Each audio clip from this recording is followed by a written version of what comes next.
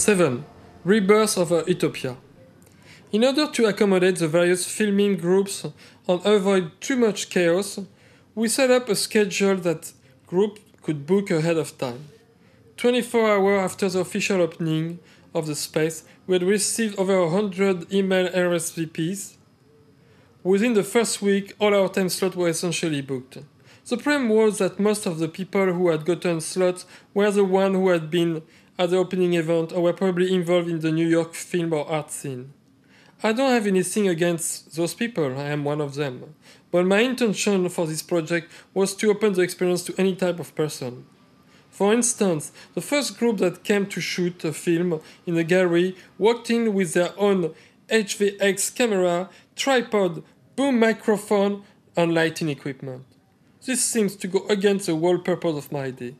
I was more eager to see the creation of people who didn't normally have artistic ambition, or who don't have the privilege to be professional artists. One way to achieve this was to wipe out any sense of competition or any artistic pretension at the beginning and focus on the activity aspect of the concept. Sure, the environment of the gallery was in sharp contradiction with this idea. I was aware of it. But the shelter and enthusiasm of Jeffrey Deitch were overwhelmingly engaging. I simply don't think I would have started the whole thing without that environment. Later I would have to pay the price when I read some of the reviews that stated I was claiming those films as my personal creation. Well, I have to live with that. The underlying assumption behind this protocol is that anyone's idea is worth being expressed. The idea or expression we usually encounter in the public sphere come from people who are making a living of them. We have very little access to those ideas that emerge from something other than financial or professional ambition. My French teacher in 9th grade told us before we started to write our first essay, "Your personal experiences are of a great interest. All your adventures are precious to me as anyone's, except maybe those who have traveled a lot." Even though I disagree with the second part, overall I found a statement liberating. I also have a hunch that those who are lucky enough to express their voice to the world, the professional artists, are not encouraging the ordinary people to be creative. Maybe because it's not in their financial interest to bring more people into their profession. The industry recruits through its own social circles.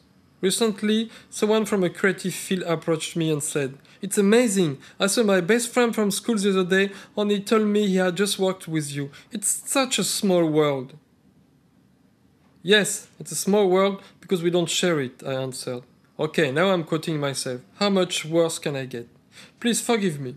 Still, despite its corniness, my statement accurately summarized the situation. I believe that those, like myself, who have the privilege to make a living with their hobby, rely on the rest of the world to buy our product to occupy themselves in their spare time instead of making their own entertainment.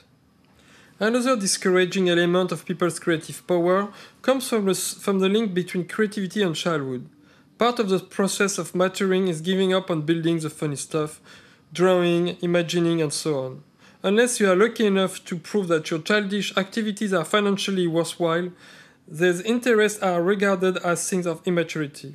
Even in my own situation, when my creative pursuits have proven to be economically viable, I am regularly considered to have a child's brain or the maturity of a 6-year-old. So we had to work extra hard to reach out to people from various backgrounds. We contacted school and community programs for all 5 boroughs of New York.